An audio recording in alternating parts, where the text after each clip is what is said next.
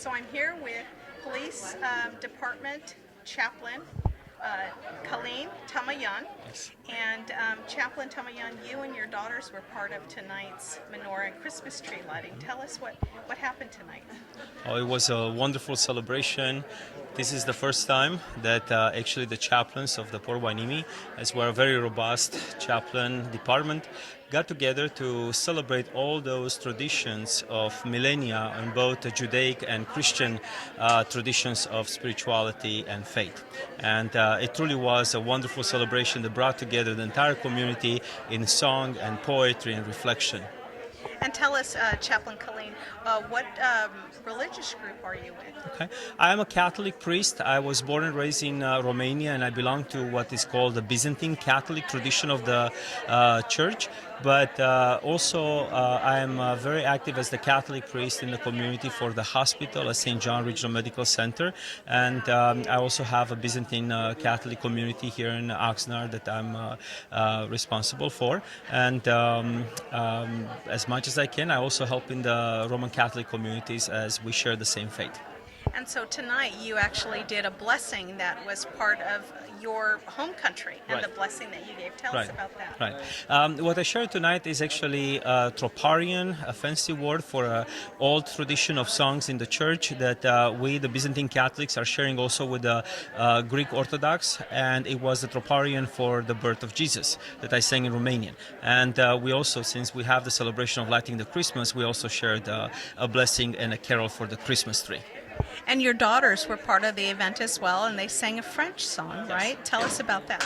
Well, we Romanians, we are very proud to be part of the Latin heritage on this world, and so we are one of the five languages that are having at the base the Latin language. So my first foreign language that I actually spoke after Romanian was actually French. So my girls themselves have prepared this classic song Petit Enfant, Little Child in French, that they're also part of the Ventura choir for the children, and so that's where they learned the song. Well, thank you very much for participating pleasure. in tonight's event. Thank you for having us. Thank you, Chaplain. Thank you. Merry Christmas and Merry blessings. Christmas. Thank See you. you. Okay, so I'm here with Rabbi Dov Muchnik from Chabad of Oxnard, and you've been part of these menorah lighting celebrations throughout the community. But tell us what happened here tonight in Port Hueneme. Well, this was very special since it was the first time in Port Hueneme's history, as far as we know, for there to be a community public menorah lighting ceremony. And it was very touching to see the turnout and people's reaction. I mean, we've been lighting menorahs for well over 2,000 years, and the light literally has been spread around the world. What it resembles is very much what the United States of America stands for, which is religious rights and freedoms. And so to have a public display of that in City Council and the Chamber and as part of the community is very, very special and very wonderful. And we hope and pray that people will take the message of spreading the light and goodness and kindness to each other and all around, and make this world into a better place. And so tonight you also had the mayor help you light the servant candle. Tell us about that. Well, the Hebrew word for the middle candle, which is not one of the 8. There's 8 candles symbolizing the miracle that happened over the course of 8 days, or 1 jug of oil, enough to burn only for 1 day, which was the only thing they found when they rededicated the temple after the military victory, miraculously burned for 8 days. And so over the course of 8 days, we add a candle or a flame each night, symbolic of the 8 days of the miracle. There is a 9th one, though, that's not one of the 8. Rather, it is called the shamish in Hebrew, which means the servant. And that's used to light the other ones. And I thought it would be appropriate to have the mayor, who represents those that serve the city, elected officials like yourself, to come and light that, since that's the duty of those in government, which is to help share the light and make the community into a better place. So it sort of resembles that candle. And so then from that candle, you were able to light then the other candles that represented the 3 days, or 3 nights, correct? Tonight is the third night. The third night. And then there was also community lighting, so tell us about that. Well, part of the message is to increase in light. and to increase in the significance of the idea of spreading goodness and kindness. And so instead of just lighting one menorah, we thought it would be nice for everyone to have their own little candle, which resembles the soul and things that are important to us. And so we all spread that, and as I mentioned in my remarks during the ceremony, one candle lit, well, there was, 200 candles here, and it still remained the same. It just now had more friends. And so that's a very important lesson for all of us, that we could all teach and help and love, and we all together will make this world into a better place. And the tribute to the military, that happened also tonight as part of the festivities. Absolutely. Well, whenever there's a ceremony, we should always have in mind those that are putting their lives on the line, and those that have in the past, veterans. In fact, I wanted to mention my grandfather, who tonight and tomorrow is the anniversary of his passing in the Jewish calendar. It'll be 9 years now, and he was a World War II veteran, as is my other grandfather. May he be well. He's back east and needs our prayers for health. So the tribute to the military ties in very well with the story of Hanukkah and the lighting of the menorah, since the story is about the military overcoming, the Jewish small military overcoming the oppression of those who would forbade them from practicing their own religion freely. And that's what the United States military represents, which is fighting for our rights and our freedoms that we're so blessed to have in this country. And we just hope the rest of the world has that. And at that time, we'll have an end to all conflict and an end to all wars and a time of peace. And that's really what we need. All right.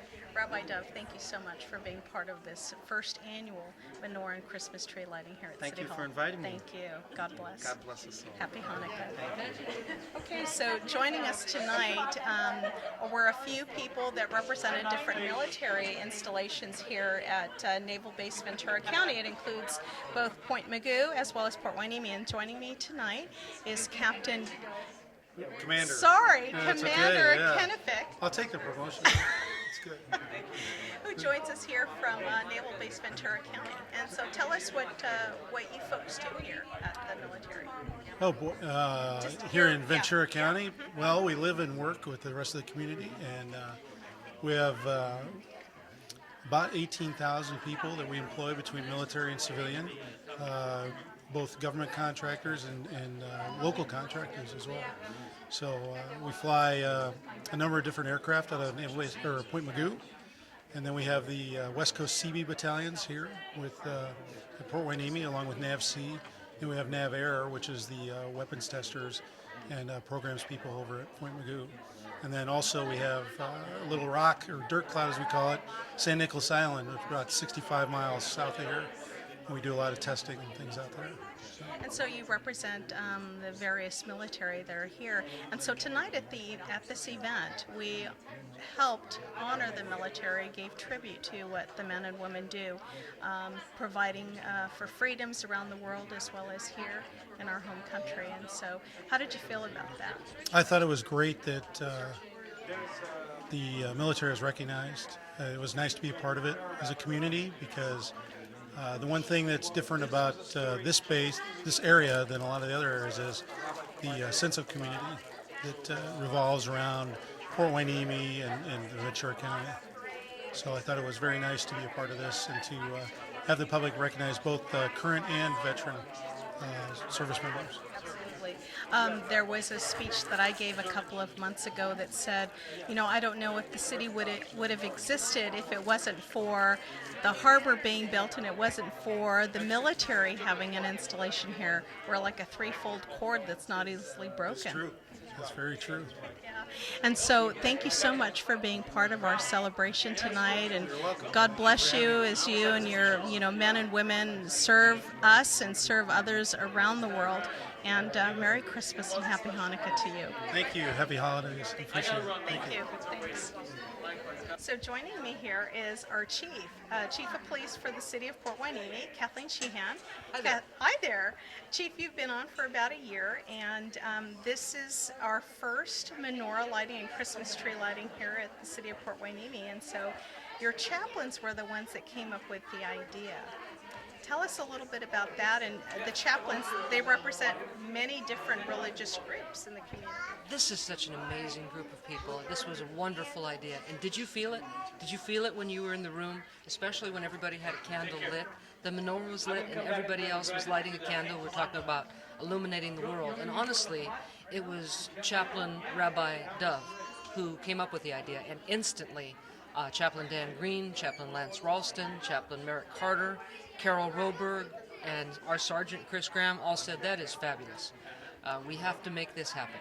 And, you know, Port Hueneme is the kind of community that is really open to people of all faiths, all colors, all ages, all sizes. No matter how big I get, they still like me.